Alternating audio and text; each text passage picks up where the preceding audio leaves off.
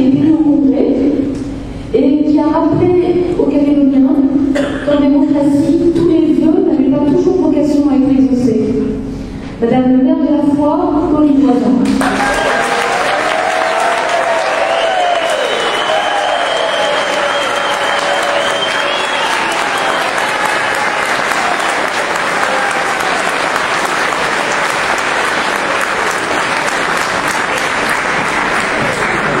Bonsoir à tous.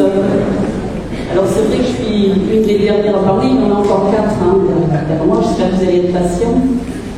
Donc comme l'a dit Julie, et vous le savez tous, en août 2010, le conseil municipal de la Foire s'est prononcé contre la levée du drapeau FNLKS à la Foire.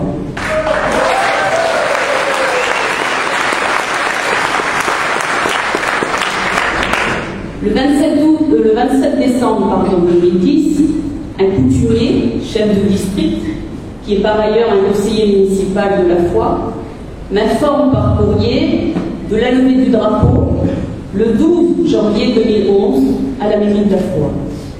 Et vous le savez tous, malgré la présence de leaders indépendantistes, UC et USTKE, que ce drapeau ne flotte pas sur la mairie de la Foire.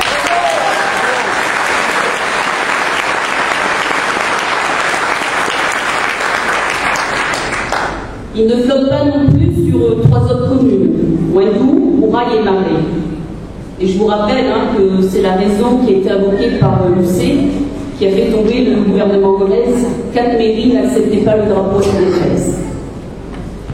Concernant Marais, je sais que le maire en avait parlé en conseil municipal et ils se sont arrêtés à un débat. Mouraille attend toujours la venue du député de la 2e circonscription, et je crois qu'un message va vous être passé tout à l'heure.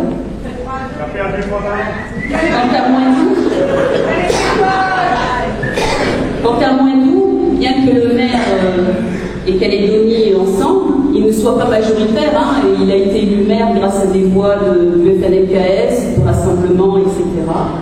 Le conseil municipal à Ouindou n'a pas souhaité également la levée du drapeau à Ouindou.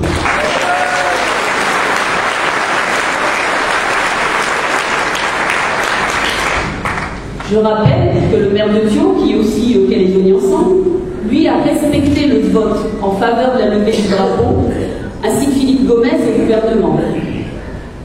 Bien sûr, vous savez qu'il n'était pas majoritaire au sein des collectivités qu'il préside tous les deux, mais ils ont reconnu le vote qu'ils avaient mis aux voix. Ce que je veux dire, c'est que les élus de Calédonie Ensemble ont consulté démocratiquement les collectivités qu'ils président. Contrairement, bien entendu, à beaucoup d'autres collectivités et communes qui n'ont pas eu leur mot à dire.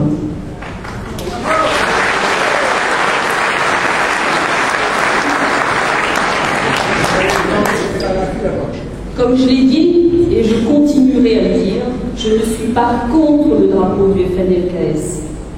Ce drapeau n'est pas le mien, tout simplement parce que le combat politique du FNLKS n'est pas le mien. On veut nous imposer un drapeau, on veut 2 légitimités flotter côte à côte. Mais ce n'est pas ce que je souhaite, et je ne pense pas que c'est ce que vous souhaitez non plus, puisque votre présence ce soir le démontre.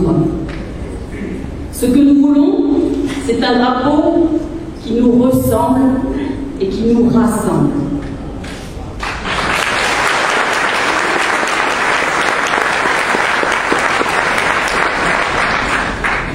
Un drapeau, c'est vrai, conforme à l'accord de Nouméa, certains interlocuteurs l'ont dit avant moi, c'est-à-dire qui représente l'identité kanak et le futur partagé entre tous.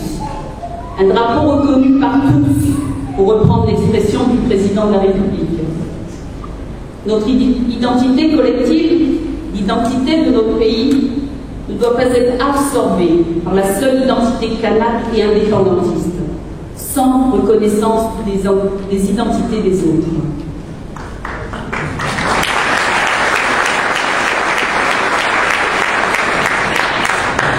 Les légitimités kanak ou non kanak du pays ont toutes été reconnues dans l'accord de Nouméa.